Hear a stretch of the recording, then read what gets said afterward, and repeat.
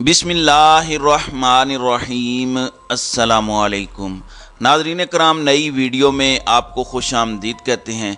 एक जानिब तो हमारे मुल्क के अंदर आइन और कानून मुअत्तल है, लेकिन इस सब में लोग ऐलानात कर रहे हैं। यही होता है जब आपके मुल्क में अंधेर नगरी चौपट राज हो, जब आपके मुल्क में जिसकी लाठी उसकी भैंस हो, फिर लोग इस तरह के ऐलानात करते हैं कि मैं इस मुल्क का मालिक हूँ, मैं इस मुल्क का करता धरता हूँ और इस मुल्क में इंतखाबात से लेकर जो कुछ भी आइन के मुताबिक नहीं होगा, बल्कि जब मेरा दिल होगा तब होगा।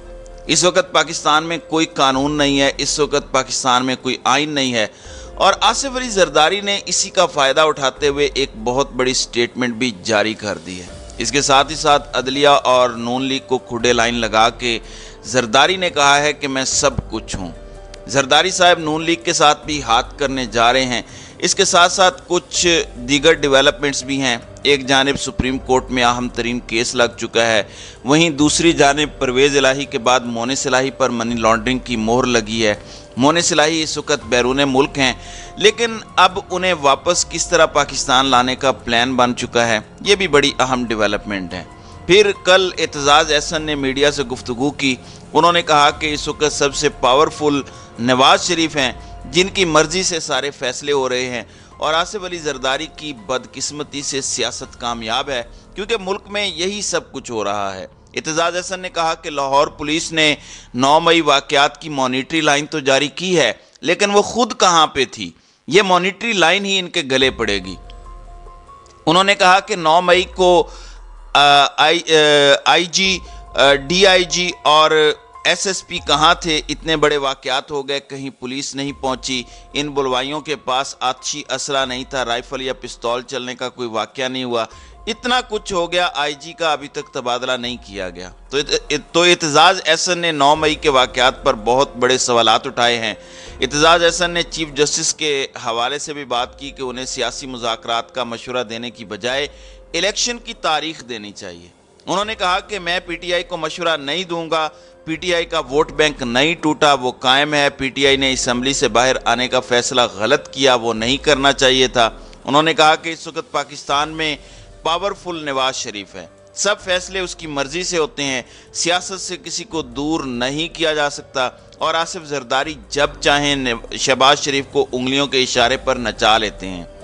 दूसरी जानिब supreme court review and order act के खिलाफ दरखास्तें समाअत के लिए मुकर्रर की गई हैं। इससे पहले प्रैक्टिस एंड प्रोसीजर एक्ट था, सदर ने वो वापस भेजा, वो खुद नाफिजुल अमल हुआ, लेकिन उससे पहले ही सुप्रीम कोर्ट ने उस पर स्टे दे दिया।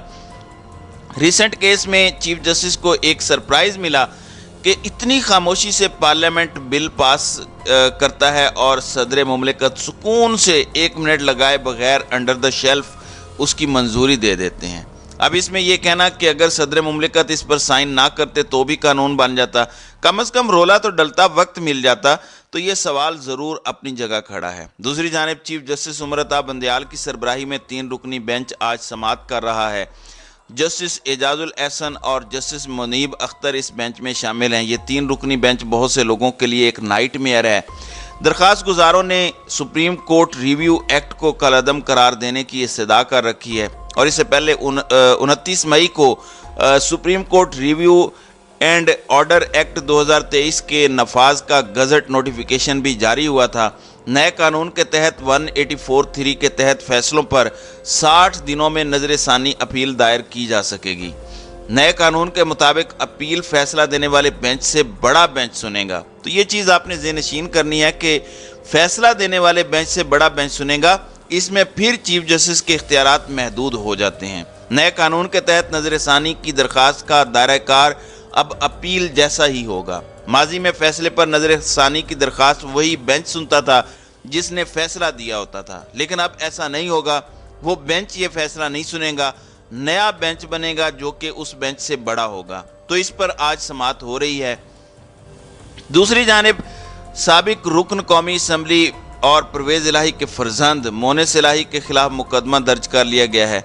मोनिस इलाही पर मनी लॉन्ड्रिंग का मुकदमा दायर किया गया है। मुकदमे में साबिक रुकन कौमी असम्बली समेत 7 अफराद को नामजद किया गया है, जिनमें रासिख इलाही की अहलिया ज़ोहरा इलाही भी शामिल हैं। इसके अलावा احمد فرحان خان، زعیم عباس، وجاہت احمد خان، عامر سہیل اور عمار فیاض کو بھی اس مقدمے میں نامزد کیا گیا ہے۔ ایف آئی آر کے متن میں کہا گیا ہے کہ مونس الہی نے وفاقی وزیر آبی ذخائر کے منصوبوں میں اربوں روپے کی کرپشن کی اور کروڑوں روپے رشوت لی۔ ایف آئی آر کے متن کے مطابق ملزم نے اکاؤنٹس میں 121.65 ملین جمع کرائے۔ تمام رقم 2019 سے 2022 کے درمیان جمع کروائی گئیں۔ یہ بڑا الزام ہے، اور اس میں جو الارمنگ چیز ہے وہ یہ کہا گیا ہے کہ مونس الہی کے خلاف جتنی چیزیں ہیں اس پر ایف آئی اے ریڈ نوٹس جاری کرے گی۔ ریڈ نوٹس مونس الہی کے لیے مشکلات پیدا کر سکتا ہے۔ وہ اس وقت بیرون ملک ہیں اور یہ کوشش کریں گے کہ بیرون ملک سے مونس الہی کو اریسٹ کر کے انہیں گرفتار کر کے لایا جائے۔ مونس الہی کا بھی اس پر موقف آ چکا ہے کہ میڈیا اور سوشل میڈیا سے پتہ چل رہا ہے کہ مجھ پر ایک نئی ایف آئی آر کاٹی گئی ہے۔ کہا جا رہا ہے کہ 5.25 کروڑ روپے کی منی لانڈرنگ کی ہے۔ پہلے نیب نے میرے سارے اثاثوں کی چھان بین کی اور عدالت آ کر کہا کہ سارے اثاثے جائز ہیں اور ہم اپنا کیس ختم کر رہے ہیں۔ پھر انہی اثاثوں پر ایف آئی اے نے پرچہ کاٹا جو ہائی کورٹ سے خارج ہو گیا۔ میرے سارے اثاثے ڈکلیئرڈ اور ٹیکس شدہ ہیں۔ ان کی تفصیل ہر سال ایف بی آر اور الیکشن کمیشن میں جمع کرائی جاتی ہے۔ 5.25 کروڑ کا جو یہ الزام لگا رہے ہیں اس کی وضاحت میں نے کچھ دن پہلے دی تھی کہ یہ وہ رقم ہے جو ڈکلیئرڈ ہے، میرے اپنے ذاتی بینک اکاؤنٹ میں جمع ہوئی ہے اور میری ملکیت ہے۔ اس رقم کا پورا منی ٹریل میرے ٹیکس ریٹرن میں موجود ہے۔ لیکن ناظرین کرام، آپ کو پتہ ہے کہ اس وقت ملک میں یہ چیزیں میٹر نہیں کرتی۔ صرف ایک ہی ڈیمانڈ ہے کہ آپ عمران خان کا ساتھ چھوڑ دیں یا نہیں چھوڑ رہے۔ پرویز الہی تو ڈٹے ہوئے ہیں، شاہ محمود قریشی بھی ڈٹے ہوئے ہیں۔ ظاہر ہے باقیوں کی 2-3 دن میں بس ہو گئی، لیکن شاہ محمود ڈٹے رہے، پہلے رہا ہوئے، پھر دوسرے مقدمے میں گرفتار ہوئے، پھر دوبارہ رہا ہوئے، پھر گرفتار ہوئے، اور اب انہیں اڈیالہ جیل سے عدالتی احکامات پر کل رہا کیا گیا۔ اڈیالہ جیل کے باہر گفتگو کرتے ہوئے انہوں نے کہا کہ پی ٹی آئی کے کارکنوں سے کہتا ہوں کہ انصاف کا جھنڈا آج بھی میرے ہاتھ میں ہے۔ انہوں نے کہا کہ میں کل تحریک انصاف کے چیئرمین عمران خان سے ملاقات کروں گا، جس کے بعد میں میڈیا سے مفصل بات کروں گا۔ انہوں نے کہا کہ ڈی سی راولپنڈی کے کہنے پر 3 ایم پی او کے تحت میری دوبارہ گرفتاری ہوئی۔ قید ہوتے ہوئے کیسے نقص امن کے لیے خطرہ بن سکتا ہوں؟ دوبارہ گرفتاری کا میری نظر میں کوئی جواز نہ تھا۔ میں تو قید تنہائی میں تھا، میں کس کو ہدایات یا اکسا سکتا ہوں؟ انہوں نے کہا کہ تحریک انصاف کے کارکنوں سے کہتا ہوں کہ آزمائش کا وقت ہے، حوصلے میں رہیں، ہمت نہ ہاریں، ہر غروب کے بعد طلوع بھی ہوتی ہے۔ عمران خان کے ساتھ اب یہ آج ملاقات کریں گے۔ ناظرین اکرام، آپ جانتے ہیں کہ ہمارے ملک میں اس وقت اندھیر نگری چوپٹ راج ہے۔ اس ملک کے اندر جس کی لاٹھی اس کی بھینس ہے۔ اس ملک میں جس کا دل کرتا ہے وہ اپنی مرضی سے چیزوں کو لے کر چلتا ہے، اپنی مرضی کے قوانین ہیں۔ تو آصف زرداری ایسے میں کیسے پیچھے رہ سکتے ہیں؟ اب آصف زرداری نے کہا ہے کہ میں نے جیل میں معیشت پر بہت ساری کتابوں کا مطالعہ کیا، ملکی معیشت کو سنبھال کر زر مبادلہ کے ذخائر 100 ارب ڈالرز تک پہنچاؤں گا۔ اب زرداری نے یہ بڑا دعویٰ کیا ہے۔ جیل غالباً انہوں نے صدارت سے پہلے کاٹی تھی، تو اپنی صدارت میں ہی ان کتابوں کے علم سے کچھ کر لیتے۔ لاہور کے بلاول ہاؤس میں آصف زرداری سے پیپلز پارٹی کے ٹکٹ ہولڈرز نے ملاقات کی، جس میں سیاسی صورتحال اور آئندہ کے انتخابات پر تبادلہ خیال کیا گیا۔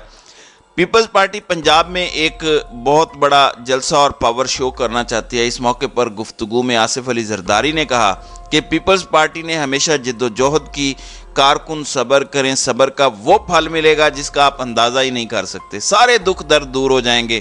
یہ جس جانب اشارہ کر رہے ہیں زرداری صاحب، آپ سمجھ سکتے ہیں۔ زرداری صاحب کا اشارہ اسی جانب ہے کہ سیٹلمنٹ طاقتوروں سے ہوئی ہے، سارے دکھ درد دور ہو جائیں گے اور بلاول کو وزیر اعظم بنا دیا جائے گا، جیسے بھی بنوایا جائے۔ عوام کے ووٹ سے نہ صحیح، مختلف چھوٹے چھوٹے گروہوں کے وزن بلاول کے پلڑے میں ڈال کے جیسے بھی ہو یہ کیا جائے گا۔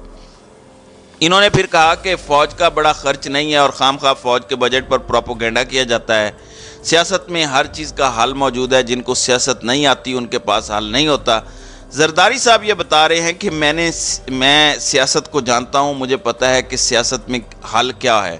انہوں نے کہا کہ یہ 2 ماہ میں الیکشن نہیں کرا سکتے، الیکشن تبھی ہوں گے جب میں چاہوں گا، جب میری مرضی ہوگی، جب میرا حکم ہوگا तब इलेक्शन होंगे। ना सुप्रीम कोर्ट के कहने पर इलेक्शन होगा, ना मुल्क में आईन और कानून के तहत इलेक्शन होगा, बल्कि इस मुल्क के अंदर इलेक्शन सिर्फ तब होगा जब आसिफ अली जरदारी अनाउंस करेंगे, जब आसिफ जरदारी की मर्जी होगी।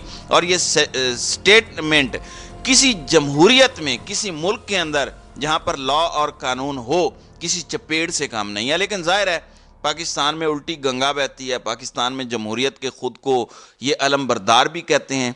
पीपल्स पार्टी सबसे बड़ी जमहूरियत की दावेदार और ह्यूमन राइट्स की दावेदार है, लेकिन सिंध में जो कुछ लोगों और सहाफ़ियों के साथ हो रहा है, मुल्क में पीटीआई के साथ जो कुछ हो रहा है, वो सबको पता है। तो इस स्टेटमेंट से पीपल्स पार्टी की मुनाफकत बुरे तरीके से एक्सपोज और अयां हो चुकी है।